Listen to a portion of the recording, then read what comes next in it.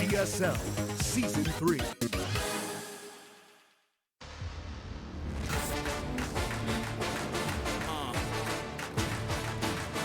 Yeah.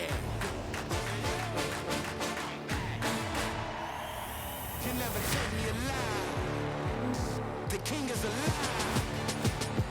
I will arrive. You never take me alive. Nah, I will arrive.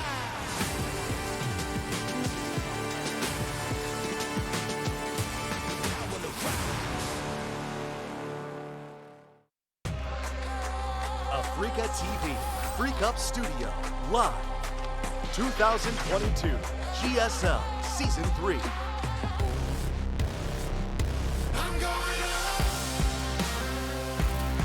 What's up, everybody? Welcome to Group D of the GSL Code S. I'm Tasteless. Artosis is still out of town, so with me again is State. How you doing, man?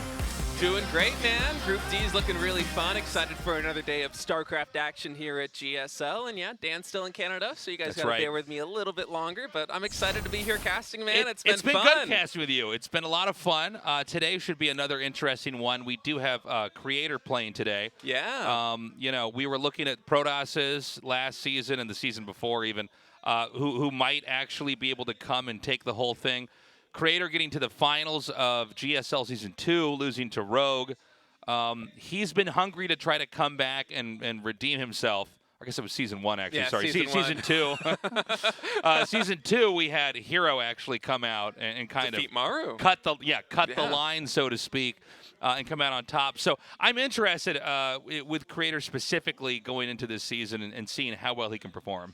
Yeah, this is a guy that is very emotional. He's very passionate about his gameplay. And when he's playing well, he's one of the best Protoss players in the world. Yeah. Sometimes when he's off his game, he doesn't do so hot. But what we haven't really seen so far in this season is Protoss players kind of adapt to the way that Hero was playing previously, which surprised me, honestly. I thought we'd see a little bit more of a meta shift. I thought we were going to see a very forced meta shift with the success Heroes had. So we're going to see. We'll see if Creator's going to adopt some of those play styles and how he's going to perform exactly. The other three players in Group D are soO, Ryung, and RagnaroK. And I don't really know who's supposed to come out with these three either. I feel like Creator, we have to default as the most likely to advance. But with the other three, I mean, they've all been phenomenal at times, but they've also had moments where they've really fallen off. Yeah, it's really tough to say. This is going to be a hotly contested group. I mean, soO, he's a StarCraft 2 legend. This guy has 6 second-place finishes, just back from his military service, so he's starting to get back into gear now. And I think a big story in this group is going to be how well soO performs, because it's been kind of a long time coming, him coming back from 2 years in the military. And some players, they really struggle to get back into form. Hero was kind of surprising in a way because he just like jumped right back into it and won a GSL. It was like he never left. Yeah. And it's funny because I don't normally, well, I certainly don't say, and people that I know, I never hear say, well, you know, the military service was good for him and now he's going to be in great shape coming back. But it doesn't happen. It seems like that's what happened. Look, soO, this guy has been, he's gotten more second places in GSL than anybody else that we've ever had. Obviously, if you can get to that many finals, you are a king. You're a real threat. I don't know what to expect of him now that he's back. I think this is going to be, it's going to be kind of like a feeler match to see where we can put him at. But Creator is a serious opponent to go up against. He has really bubbled up to the top of players in GSL. He really is, especially with his resurgence at the start of this year. I mean, kind of a late career peak for this guy. He's been around in StarCraft 2 forever. I was on a team with him in Prime, like, that must have been 2012, 2013, and he's always been a top Protoss, but never, like, the best that he kind of was at the beginning of this year. And I'm excited to see what he brings to the table here in Season 3. I mean, the way that Hero played in the previous season makes me think that any of these top Protoss players, if they can adapt and kind of embrace that style, and maybe just, even if they don't completely alter their game plans, but if they kind of incorporate that into their existing, you know, add success. a little bit of that flavor in there and try to do that. And we didn't see that on Monday. No. When we were casting, it was a bit depressing. We saw a lot of Phoenixes. It wasn't very good. Yeah, it was a weird Group C for sure. We're going to see if Group D is going to be any better. But Creator certainly representing, I would say, out of the two Protoss players we have, kind of the modern approach to the game. Oh, for sure. sure. A lot of good ideas here. soO, I mean, this guy's very solid. The question is you know, how was his prep? How is his relationship with the current meta, and how's that going to pan out? We're going to go to Data C for map 1 here. Creator vs. soO starts now.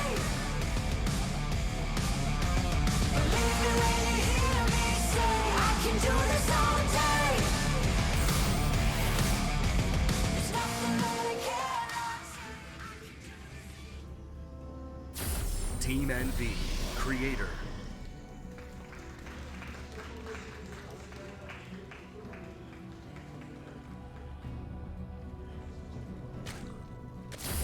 Guangdong Freaks, soO.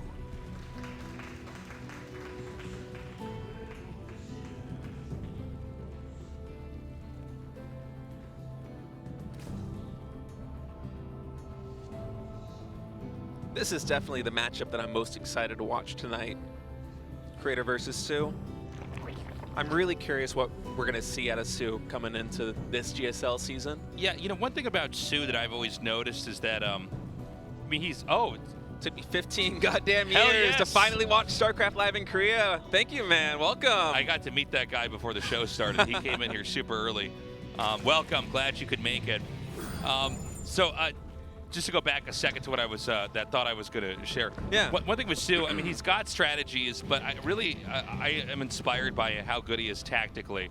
And he seems to have really sharp instinct just in game. Oh, for sure. Like he knows when he needs to just try to counterattack. He knows when to take fights. He's got good stamina, I would say, overall. Like, he doesn't fizzle out on his macro or anything like that. So, yeah, I think you're basically spot on, State, that this is going to be probably one of the more interesting best of threes inside Group D here with these two. Now, let's shift over to Creator for a second, because I feel like there's honestly always a lot to talk about with this guy. I mean, this is one of the players who's been in GSL the longest and did not reach the success that I think almost all of his peers reached.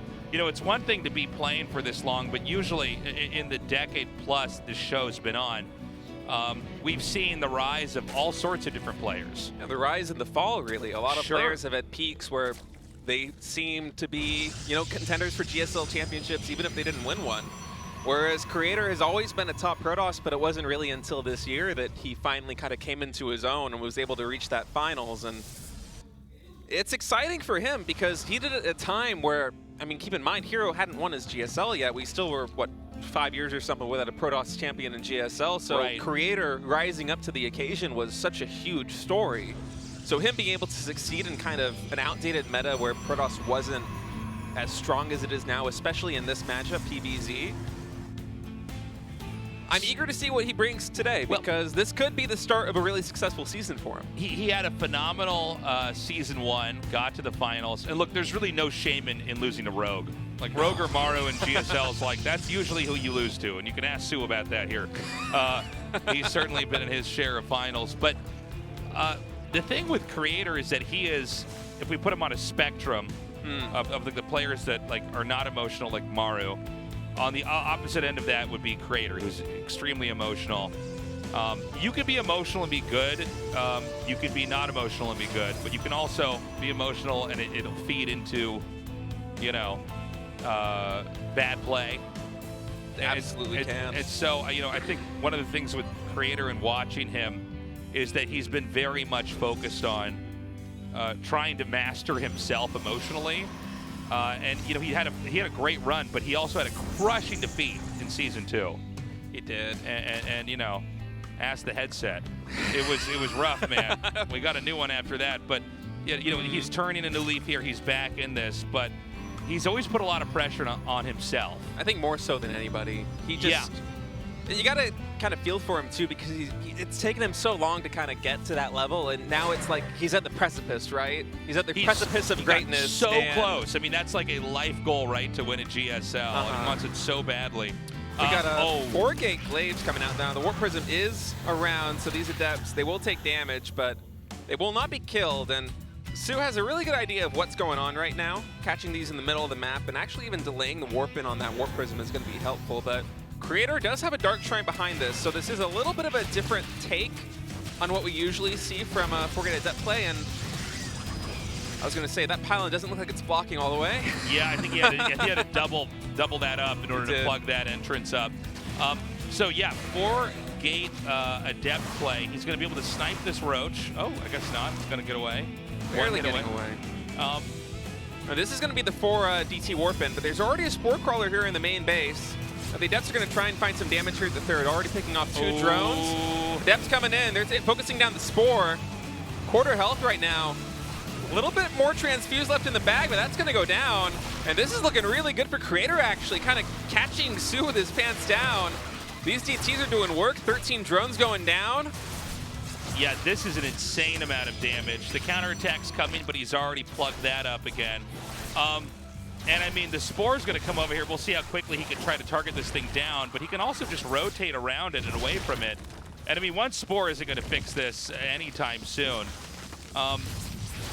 And he's got more DTs, dude. This is brutal. We actually may see soO tap out here. We might. I think these 7 Lings are not going to do that much. The supplies don't really tell the whole story right now because soO's only on 26 drones, and he was on, I think, 22 a moment ago, so he's frantically trying to get up. But now on 2-base versus 2-base, Creator is starting Immortal production back at home.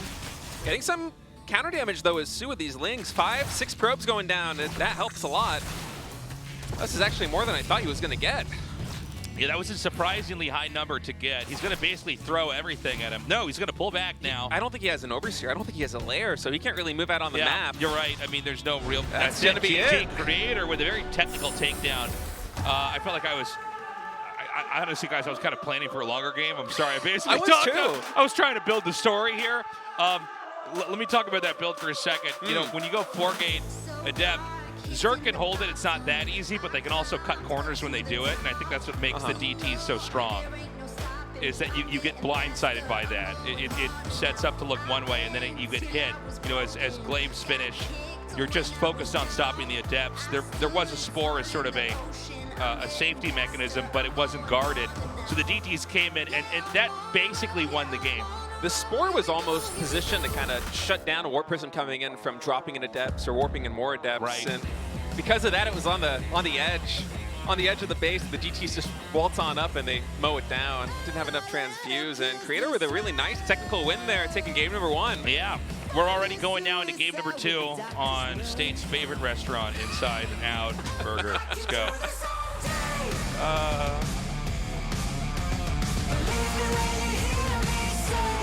How long was that last game? Was it like 6 minutes or something?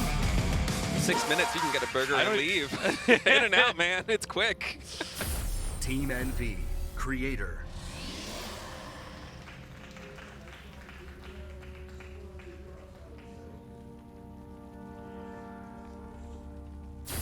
Guangdong Freaks, soO.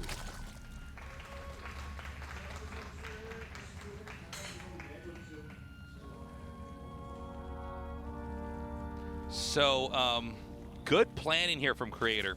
I like that. And, you know, he seems to have really bolstered both his planning and execution overall here in this year. Obviously, he had that in Season 1 or he wouldn't have gotten that far. Oh, look at this nice drawing. All that runner up. It's true. Like those mutas. Is that a Phoenix? Those drawings are really cute, man. Yeah. I liked the build that we saw from Creator there in game number 1 because kind of going for the DT mix-in there with Adepts is not something that you see super often because it's really hit or miss, right? If soO had Roaches or Lings in the main base to protect the Spore Crawler, I mean, he had like 3 or 4 transfuses. If those DTs got shut down, it's a totally different game. Oh, we would probably still right now be casting Creator, slowly losing the game from there, not being able to leave his base. That's right, but Creator kind of going with his instinct there and going for the throat with a pretty killer build. You know, when we saw the Dark Shrine for a moment, I was thinking it might be, you know, kind of like an Adept feign into like an Archon drop or something like that and then play for the longer game, but just going in with the DTs, picks up the kill. Those kind of wins in a best-of-3 series, you start a game off like that and you're feeling pretty good because now the map it's kind of wide open for Creator. He can really do anything these next 2 games. Yeah, and that's not something you do every game, right? A play like that. That's very specifically like a build order you inject somewhere in a series. So it doesn't give soO any further intel on like how Creator's approaching this on kind of a macro meta level. It's also helpful because if Creator does succeed, he might be playing RagnaroK later today. And so being able to mix up your builds like that and kind of keep Zergs on their toes, always good. Yeah, absolutely. We've got the Robo warping in now. We want to see in a little bit here what exactly the tech is going to be. I don't know that soO is going to be inclined to try to do anything aggressive or cheesy. Every once in a while he'll do an all-in, but he seems to be a really solid mid-game player, and he wants to kind of look for fights when not too much of the map is taken on either side. Yeah, and he actually gets a Zergling here in the main base of Creator for a full scout. So that's pretty bad for Creator, man. It is, because soO seeing this, no Twilight Council, just a Robo, I believe one gateway down at the natural ramp, and Creator gets a scout in on his own, but for soO, he has a very good idea of what Creator's potential is in terms of attacking right now, and he knows that he's kind of free just to drone up. But the follow-up for Creator is actually going to be a Robo Bay and a Warp Prism, so... Oh, okay. Now, when I see this, I always wonder if that was, like, always the plan, or if this is, like, when Protoss gets scouted, they're like, oh, well, I can probably do, like, the plan C, like the weirder tech build. I think in this case, it kind of has to be, right? Because if it was going to be something with the Twilight Council, the Twilight Order would have been down.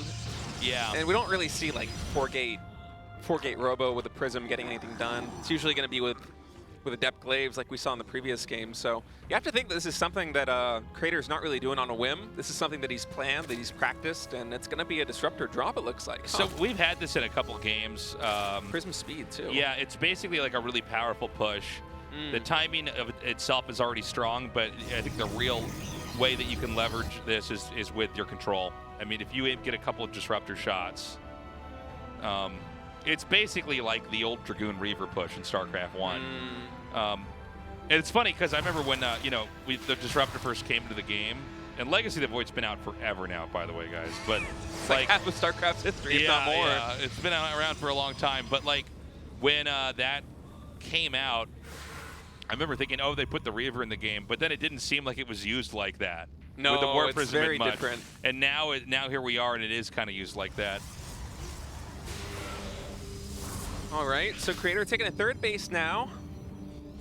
Battery going down as well, and he hasn't stopped pro production. Oh and my that's God. a pretty good hit, 4 drones. And this is a good setup.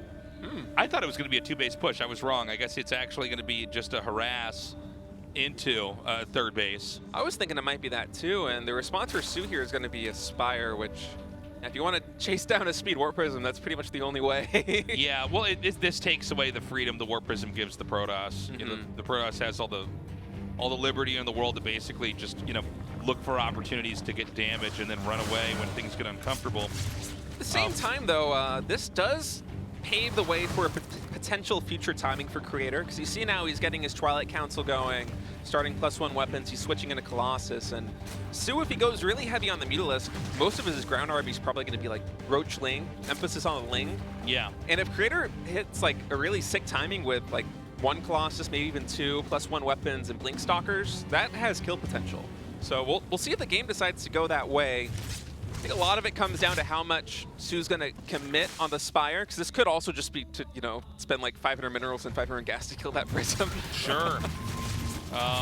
One more drone going down. Yeah, it does manage to get that out. Despite that being like fully surrounded, taking all that damage, it does get away here. All right, 6 mutas.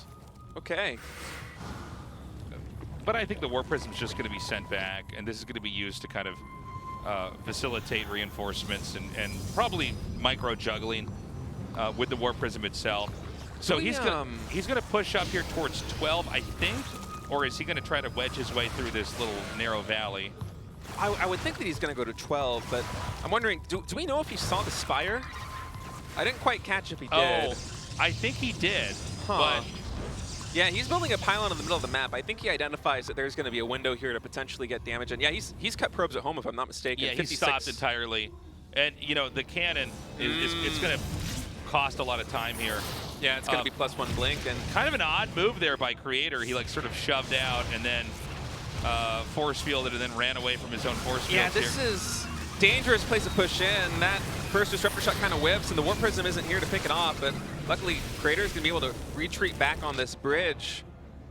Losing that disruptor could be really problematic. He's got to keep that alive because soO is wisely kind of focusing on the Roach Ravager side of his army right now. I feel like if he was focusing too much on Lings, it could be really problematic for him. But the composition that he has right now with only 1 disruptor, that Colossus isn't going to get too much damage in.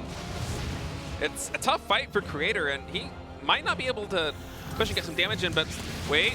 Oh, that's a huge hit! That's maximum damage with that disruptor. That completely changes everything. What a tremendous shot there by Creator. Oh, yeah, so many roaches going down. That was sick. The question is that going to be enough, though? I mean, soO seems to be pretty comfortable right now. And honestly, I mean, you know, these attacks, these pushes, they don't really mean that much if you're not killing the hatchery or delaying expansions.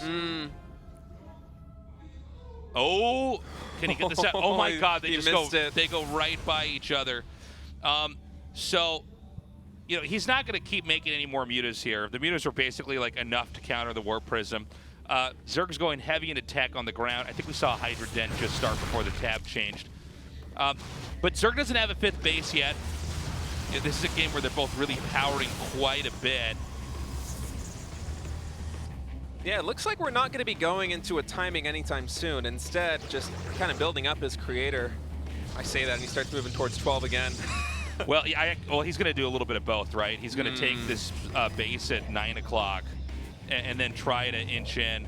I'm always surprised when I see players push in between that center area towards the Zerg, that little valley with the rocks there. I was surprised by that too. It doesn't seem like the angle you would really want to move in, especially it's with like, I don't know what you're going to accomplish there, right? I guess if you can get in between all the rally points, that's great, and then kind of wait it out. Is it though? Because then like they come in with reinforcements and they already have a surround pretty much. Yeah, that's true. But I mean, I guess if you were to win that fight, then they wouldn't be disjointed. You could pick your fight somewhere else. But yeah.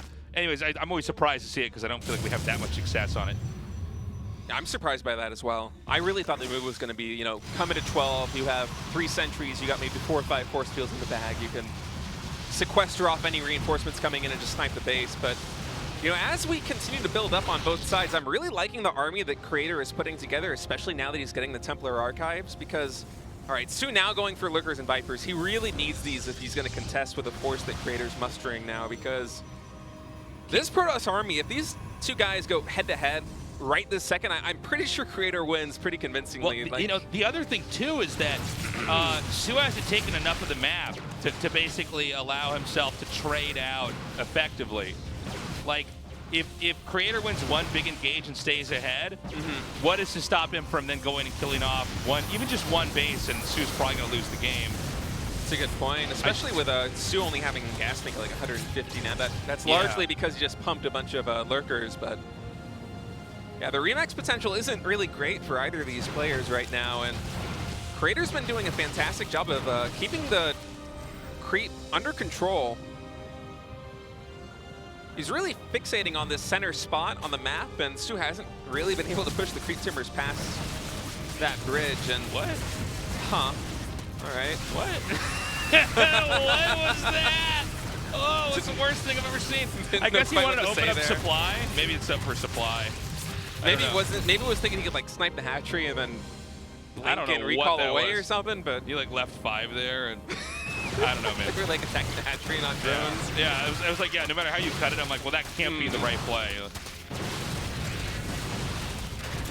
So, I mean, he's going to try to micro this away as best he can. There is a 5th base being taken now at 6 o'clock.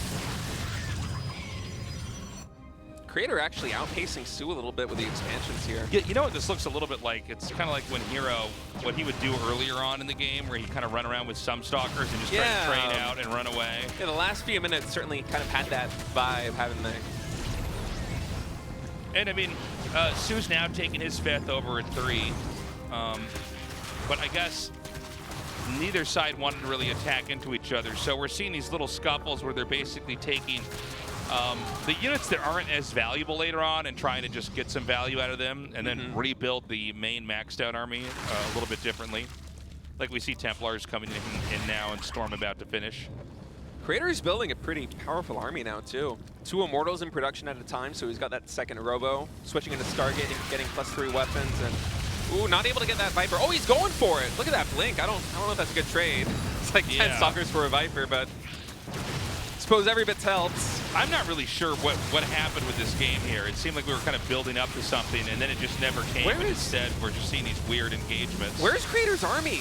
I do not know. I'm so confused by what he's at 130 supply. So it went somewhere. I feel like he's had like all these little segments of his army on different spots of the map, and every single one just got stomped at like 30 seconds. Did he just lose this game? I think he did. Like, he's at 120 supply. He's got no units left. Sometimes production goes to a highlight or a replay somewhere if we really missed something. I feel like we saw little scuffles, but I don't know where like 50 supply suddenly went here. Well, he let out like 12 Stalkers there in the middle, and then we caught a glimpse of a couple of units kind of running through mid into Lurkers on like a move command that got taken out, and then Creator lost another fight over at his third base. Yeah, things kind of fell apart really quick for him. Not what you want to see. So I was looking at the production tab, and I'm like, oh, well, this army that Creator is building seems pretty good. He's getting his Storm up, he's getting +3 weapons, he's got a high Stalker count, he's got Disruptors, but oh, yeah, this has not been a good couple of minutes here for Creator, man. I do feel like soO's just probably going to close this out. I think you're right. I feel like this is one of the hardest games to explain what exactly went down in. Yeah, this should be the end here. I mean, these Immortals are pretty much everything that the Protoss has, and, you know, the Hydras and the Lurkers can clean this up. Immortals never really good at retreating. It's the kind of game I want to go back into the replay and just kind of take a gander. Yeah, it's just an odd game, right? And it felt like we were getting ready to go somewhere, and then I don't know, everything just deteriorated. I didn't think that either of these guys had a chance of really ending the game. GG. But soO's going to take it, and that's going to bring us to map number 3. I don't know, man. Huh? That's just a weird game. I do put a little bit of the blame here on Creator for that. I think soO played fine. soO was basically back and waiting and trying to take a fight, and it seemed like Creator had this idea of maybe sending a couple Stalkers out, but I don't know, man. Suddenly he had 130 supply. I don't think it was a bad idea, you know, moving around the middle of the map with Stalkers, but the way that he had these little sections of his army split off from each other, and then kind of the dominoes fell where they were just all one after another taken out. Yeah. You can't have that happen. You can't lose those chunks of your army, because you actually do need your full force back at home to defend that push with Lurkers and Vipers. Otherwise, you don't have a chance. We're going to Cosmic Sapphire for map number 3. soO does recover after that humiliating defeat on map 1. Creator in game 2 looking strong, at least up into the mid game, but then completely fell apart. Seemed almost paralyzed as far as what he, you know, was going to do or what his plans were, and soO just, you know, took him out, man. So this is going to be it for these two, at least for now, in Group D, as we're going to decide the winner and the loser of Creator versus soO. I can do this all day. Believe me when you hear me say, I can do this all day. There's nothing I can't. Team NV, Creator.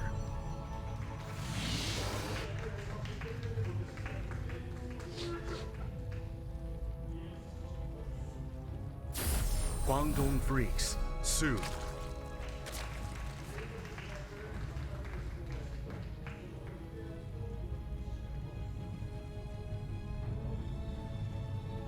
So I hope we have a different game from that last one. It seemed pretty good up until the mid game, as you said. Also, let's not forget, you know, as much as we could talk about the late game there was a Ling that got into the main and scouted. That's true. You can't let that happen. I mean, that could really be like a butterfly effect moment where, you know, this one thing happens and it changes the entire trajectory of the game, from the tech, you know, to the way he expanded, to, you know, anything he might have tried to fake him out. You really just can't let that happen as Protoss. You can't let them scout you. Especially in PBZ of all matchups. Because Zerg almost always have an answer to what Protoss is doing.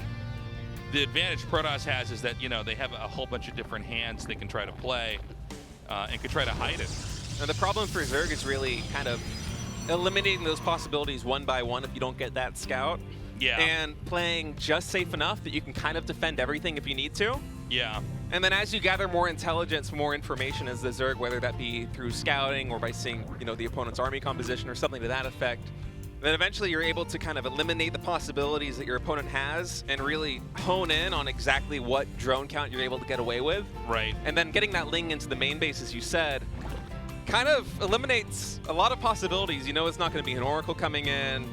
You see it's just a Robo, there's no Twilight. Nobody proxies a Twilight Council for like Adept Glaives with, with that kind of build.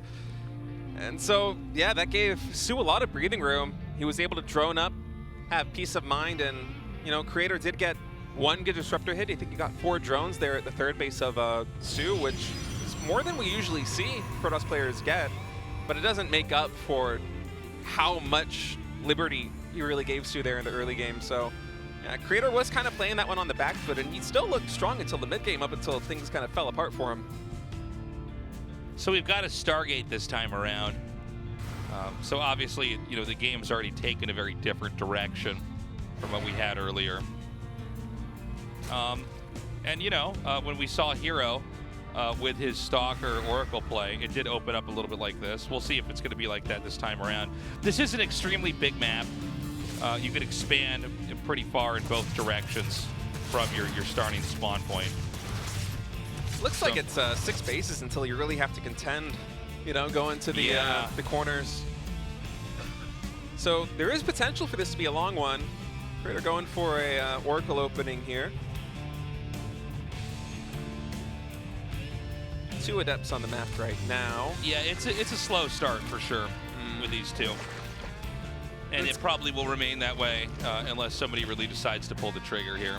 Right, and the way the Creator is kind of building up back at home, especially now that he starts the Void Ray, are we going to see kind of an older I think we are. PvZ Skytoss style, do you think? Yeah.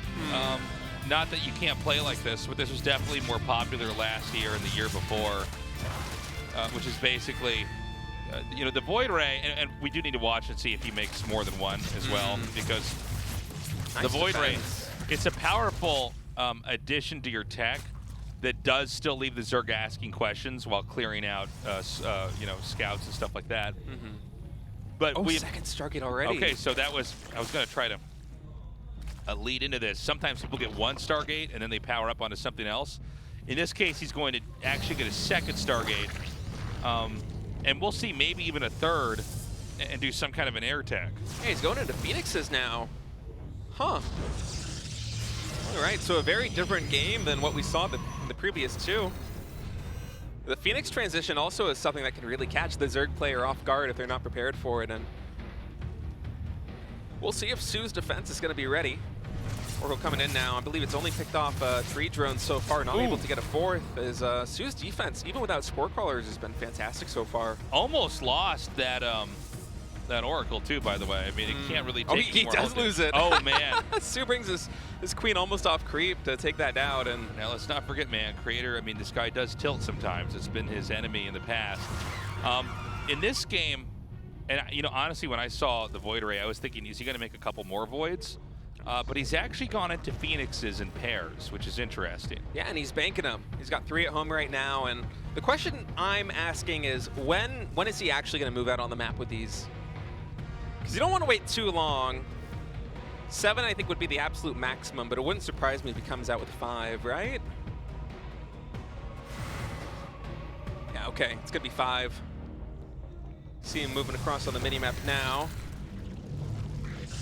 And one thing I'm not so sure about is what the queen count is back at home for soO. Because I think he has 1 Spore Crawler at each base, but 5 Phoenixes, you can kill queens in 1 lift. Oh, that's a lot of queens. Yeah, you're not going to be killing many queens in 1 lift. All right. Stay away from that. Never mind. Question answered. The Hydralisk Den going down for soO as well. So maybe he caught wind of this, or he just knows after seeing the Void Ray that, you know, Creator is kind of going to, the player that's inclined to go for this kind of style. Because all these queens plus Hydralisks is really the ideal early game composition here against what Creator is building. Well, what do you think about the Phoenixes here? I don't feel like this is really doing very much. Well, soO is well prepared for this. I mean, this is the kind of play that has the potential, if it catches Zerg a little bit unaware, to get huge damage in. I mean, right now he's already gotten 9 drones, 10 drones, 11 drones. I feel like the count from Sesame Street right now.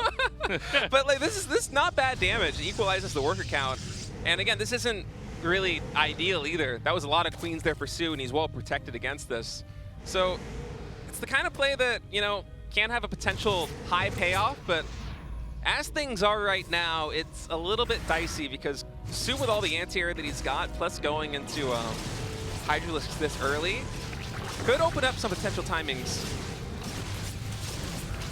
Okay, nice. He does get some overlords there. And he's getting a lot now. It's the damage is starting to really add up here. For a little bit, it looked like this wasn't going to do anything for a while. But he's picked off overlords, he's picked off drones. But whenever you see someone mass up Phoenixes like this, you got to remember that it didn't come without sacrifice. I mean, this could have been a ground army. It could have been Robotech. And so the question really is, you know, how much damage did the harass do? And did it do enough that the follow-up push can be, in some ways, the closer here of the game? I think in this case, it pretty much solidified a late game. Yeah. Because it's bought him enough time. You see soO is kind of stuck back at home there with his Hydralisks and his queens, and doesn't have a lot of freedom to move out on the map, and as a result is going for lurkers now. He's going for Hive, he's getting all of his upgrades, taking a 4th base, playing that longer game. Meanwhile, Creator, if I'm not mistaken, going up to 4 Stargates, now has Templars out, and he's looking pretty solid. I've got to say, this composition that he's building is pretty good. Okay. He is going to come out here and look for a fight. soO right now has 16 Hydras and 8 Lings. Besides that, just drones and queens. That is not enough to stop this push. No, it's not. And he's going to try to counterattack, but he's already plugged up that entrance here. And look at this. The Protoss wants to go for a fight here. Yeah, soO is not ready for this. This is potential that even end the game right now. It's just a lot of damage coming in. This 3rd base now for soO taking huge hits. 2 more Archons being morphed in. Here we go. Creator coming in, lifting queens and Hydras. Yeah, stutter step micro forward here from the Protoss. So much damage here from these Archons. I don't think there's any way that soO can live through this. No, soO just didn't have enough. He tech too quickly, he played too greedily, and Creator's just gonna leverage this army advantage to get huge damage done. The worker count's equalized, and I think that Warp Prism is still up. It is. I don't see any way that soO's gonna stabilize from this, man. It's looking like GG. Yeah, I mean, I don't see any road to recovery here. soO just got smashed by the timing. The harass from the Phoenixes was enough, and then the follow-up was just too much. Pretty masterful game here from Creator. You know, he had a bumpy start by losing the Oracle early on, but clearly he hit all of his marks, and there you go, GG. First best of 3 of Group D going to Creator. 2-1 versus soO. That was a fantastic timing there by Creator. I mean, he really paved himself a path to the late game, but he didn't even need it.